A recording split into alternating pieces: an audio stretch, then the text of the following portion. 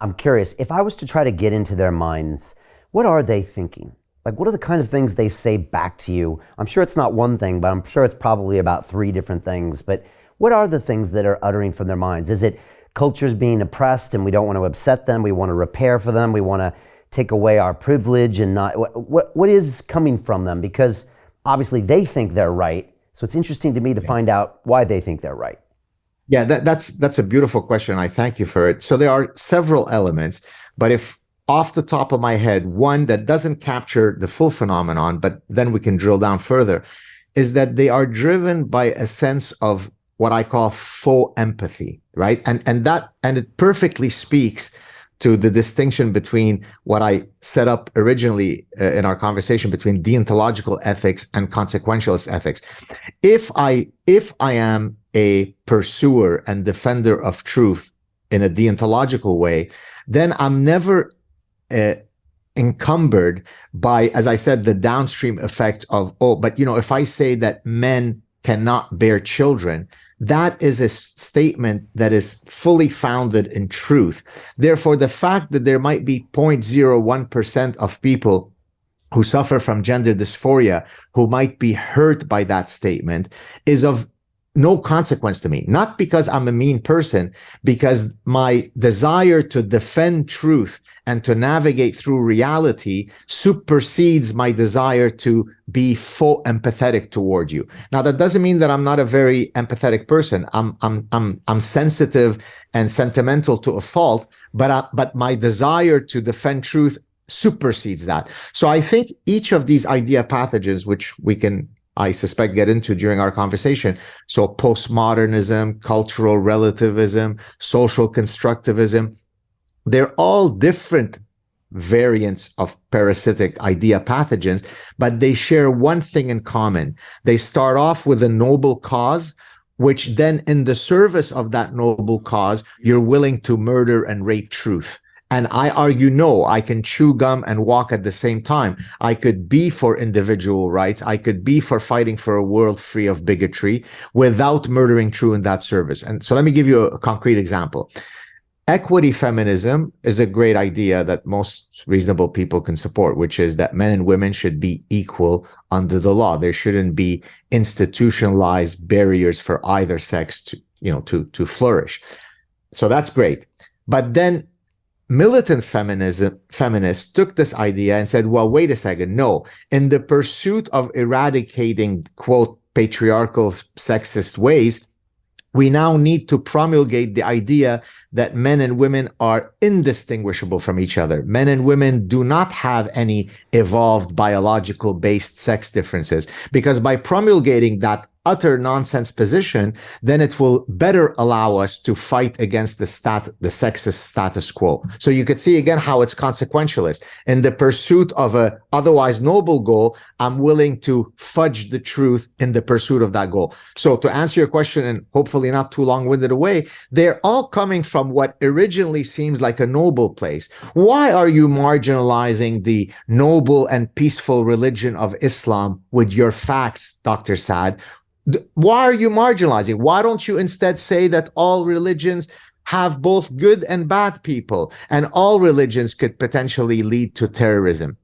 Well, in an incredibly banal way, that is potentially true. But you might imagine that extremist Jains, people who practice Jainism, who walk around with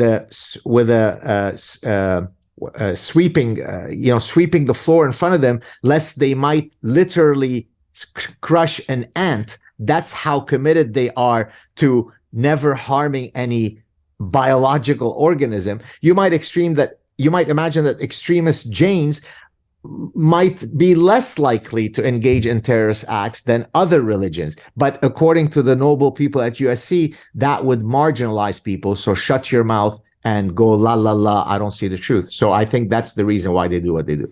Right. So I think you explained that really well. With the militant feminists, they believe in this concept so much that they're willing to pace it above the truth. And coming from the scientific method or a science system where I was kind of born as well, you're like, but if you throw the truth out, then we lose everything. We lose our sanity. And you're like, so even though it might offend people, we always need to honor the truth first. We can still have all of our nobilities, we can have our causes, we can have our empathies, but if it doesn't all come back to some facts, we need to look ourselves in the mirror and say, well, what are we doing here, guys? Like, we're just kidding ourselves.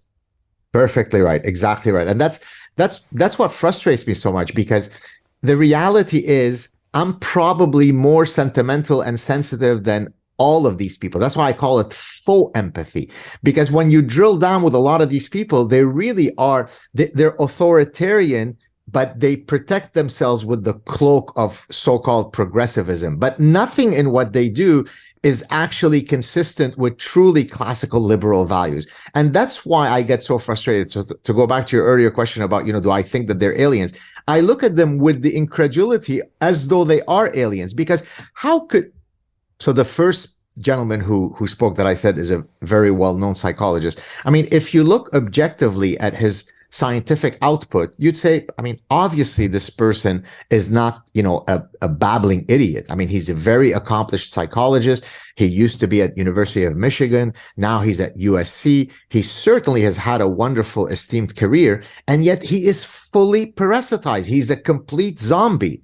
And so, and I think, again, that's the power of the metaphor of using this neuroparasitological model, because what neuroparasites do is exactly hijack your neuronal circuitry to the benefit of the parasite, right? And that's what these ideas do. They quietly lead us to the abyss of infinite lunacy, so that we say things like, of course men can menstruate.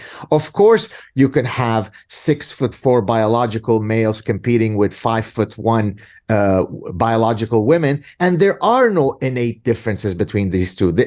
Men don't have any morphological, physiological, anatomical, hormonal, behavioral differences from women. This is not me satirizing their positions. These are their official positions. So when we've gotten that far along the abyss, Houston, we have a problem. So Jim Rickards has just recorded a video that's not available to anyone in the public, and he's going to be talking about how this upcoming recession is going to be fast, it's going to be bloody, it's going to be nasty. But at the same time, he's going to show you how you can position yourself to profit from all of this chaos. Now, we've made this video only available to our viewers. Go to londonreal.tv/Jim. Watch that immediately. I can't say enough good things about Jim Rickards. He understands the global economic system better than any guest I've ever had on London Real. His predictions are almost uncannily true, and you can learn how to profit from his vision, from his expertise, and his understanding of economics. So go to londonreal.tv/Jim or click the link below. It's an excellent, excellent look on what's going to happen in the future and how you can position yourself to profit from that. Jim is one of the best in the business, one of my favorite guests on London Real, and he's very, very good at predicting the future and showing us all to profit from it. So click the link, and I hope you enjoy. Hey, do you want to profit from crypto?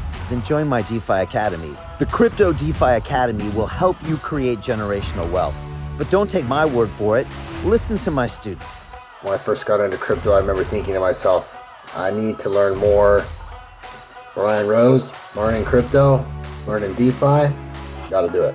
I am so grateful that I jumped in and did this. I had to break through some limiting beliefs that I can do this, that I can afford this, that I can be in this. It challenges the things that are deeply rooted within us. Joining DeFi Academy has been one of the best decisions I have made on my blockchain journey. This course was a life changer, a game changer, a huge eye-opener, coming from knowing practically nothing at the speed of the learning over 4 weeks was just fantastic. The information you provided in this class was invaluable. I feel far more confident in my next steps. You took complex concepts and made them easier to understand. What's different than so many other ones is it just doesn't tell you what to do. It actually makes you do it. This is for people who are serious about becoming traders. This is the way it should be done. I realized from this learning experience again that it is not about what you learn, but about who you learn it from. The energy was insane. I've never experienced such incredible energy on a live call. Brian Rose, you are a legend, my friend. It's the only thing in the market where you can get all information and learn everything what you need to know. Everything is so clear and so well done, and I'm just forever grateful for this program. It made me feel so much more confident about crypto than I did before. I did not anticipate how passionate I was going to become about it. It's also been like a big learning experience for me, not just in the crypto space, but just in overall balance of life. What I've learned is, how to take ownership, of my life in a way that I really hadn't before. Yeah, you can't put a price on that, really. I would recommend it to anybody, top notch. Excellence does not come cheap. So if you want excellence, you got to pay for it, but it's so worth it. Pull the trigger. That's what this course is about. You're not going to regret it, really. It's amazing. Thank you, Brian and team. So what are you waiting for? Crypto is happening now. Click the link below, submit your application, and let me mentor you on how to create generational wealth and build the decentralized financial infrastructure of the future.